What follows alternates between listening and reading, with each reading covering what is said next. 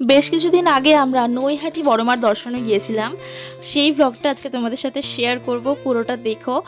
আর আমার দিদি বাড়ি ফিরে এমন একটা জিনিস দেখে ফেলেছে, মানে জাস্ট পাগল হওয়াটাই বাকি ছিল। সেটা কি দেখতে হলে পুরো ভিডিওটা দেখো।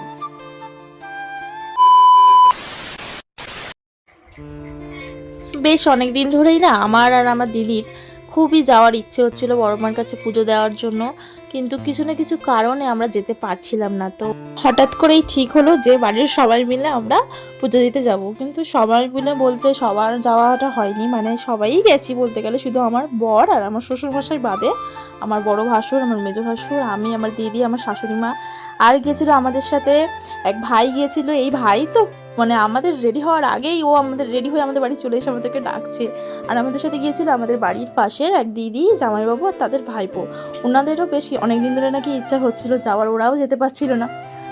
ওরা একসাথে ঠিক করলাম তাহলে একসাথেই ঘুরে আসা যাক। সব কিছুর মাঝেও আমার একটু মন খারাপ লাগছিল, কারণ আমি আমার বরকে অনেকবার রিকোয়েস্ট করেছিলাম যে চলো ঘুরে আসি ঘুরে আসি, কিন্তু ওর কাজের জন্য যায়নি। পারলে হয়তো একটু অ্যাডজাস্ট করতে পারতো, শিফটিংটা চেঞ্জ করতে পারতো, কিন্তু আর যায়নি। সেই জন্য আমার একটু মনটা খারাপ লাগছিল। তাও আমরা গেলাম, তো খুব তাড়াতাড়ি আমরা পৌঁছে গিয়েছিলাম, গিয়ে ওখানে পুজোর ডালা টালা কেনা হলো। আমি তো নৈহাটি এই প্রথমবার গেলাম, আর মন্দিরটা একদমই স্টেশন থেকে খুবই কাছে। তো আমরা যাওয়ার পর বেশ ওখানে অল্প লাইন পড়েছিল, খুব একটা লাইন পড়েনি। আর এই যে এটা আমার বড় ভাসুর, এটা আমার মেজো ভাসুর। আর আমি বড়দা মেজদা বলেই ওদেরকে ডাকি। ওরা একদম দাদার মতো, আমাদের মধ্যে কোনো ভাসুর বা ভাইয়ের বউ ওরকম মনে হয় না, আমরা সবাই ভাই বোনের মতো। আর এই যে তোমরাও বড়মার দর্শন করে নাও, জয় বড়মার জয়। তো আমার খুবই ভালো লাগছিলো যে আমি যেতে পেরেছি। তবে আমার সাথে আমার বর গেলে আমি আরও বেশি খুশি হতাম। তারপর একটু আমরা ঘাটের দিকে গিয়েছিলাম, আর আমরা ওখানে বেশ কিছু ফটো কিনেছিলাম। ওখানে একটা গোপালের ফটো কিনেছিলাম, খুব মিষ্টি মিষ্টি গোপালের ফটোগুলো। আর আমাদের বাড়িতে গোপালের ফটো ভর্তি, চারিদিকে গোপালের ফটো। তাও একটা দিদি পছন্দ করে একটা গোপালের ফটো নিল। আর এই ফটোটা দেখো, গোপাল ব্ল্যাঙ্কেটের মধ্যে শুয়ে শুয়ে ফোন দেখছে। আমার শাশুড়ি তো ওই ফটোটা খুব পছন্দ হয়েছিল নেওয়ার জন্য। আর আমার মেজদার না ফটো নেওয়া শেষই হচ্ছে না, উনি চাইছে আরও বড়, মানে আমাদের বাড়ির থেকেও বড় যেন একটা ফটো নেয়। আমরা একটা বড় ফটো নিয়েছি, তাও উনি যেখানে ফটো দেখছে দাঁড়িয়ে পড়ছে, উনি আরও বড় ফটো চায়, আরও বড় ফটো। তারপর আমরা সবাই মিলে একটু খাওয়া দাওয়া করতে বসলাম, যে খেয়ে দিয়ে একেবারে তারপর চলে যাব। আর বিশ্বাস করো, আমি না এক ব্যাগ লাল্লার জন্য জামা কাপড় নিয়ে গেছিলাম। আমি ভেবেছিলাম হয়তো বাড়ি আসতে অনেক লেট হয়ে যাবে, কিন্তু বেকার আমি সেই ব্যাগটা বয়ে বয়ে নিয়ে গেছি, আর সেই ব্যাগটা বয়ে বয়ে নিয়ে এসেছি।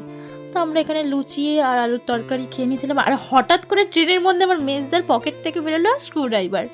কিসের জন্য? লজেন্সের প্যাকেটটা কেটে দেওয়ার জন্য বলছিলাম দিদিকে, তো দেখি মেজদা পকেট থেকে স্ক্রুড্রাইভার বের করে কেটে দিল। কোনো মানে হয় এসবের? আমি বলছি, মেজদা তুমি এখানেও পকেটে করে কিসের জন্য নিয়ে এসছো? আসলে মেজদা তো ইলেকট্রিকের কাজ করে, তাই জন্য মনে অভ্যাস। আর এখানে বসে আছে দেখো, যেন আমার শ্বশুরমশাইয়ের ট্রেন, এমনভাবে মেজদা বসে আছে। আর আমার ছেলে তো পুরো আমাদের মতো, আমরা সবসময় চিল থাকি সব জায়গায়, আমার ছেলেও পুরো আমাদের মতো। আর নরেন্দ্রপুর নেমে আমার শাশুড়িমা একটু বাজার করে নিচ্ছিল। আমার শাশুড়িমা কিন্তু বাজার করতে খুব ভালোবাসে, উনি বাজার টাজার দেখলেই মানে সব রকম বাজার করে নেয়।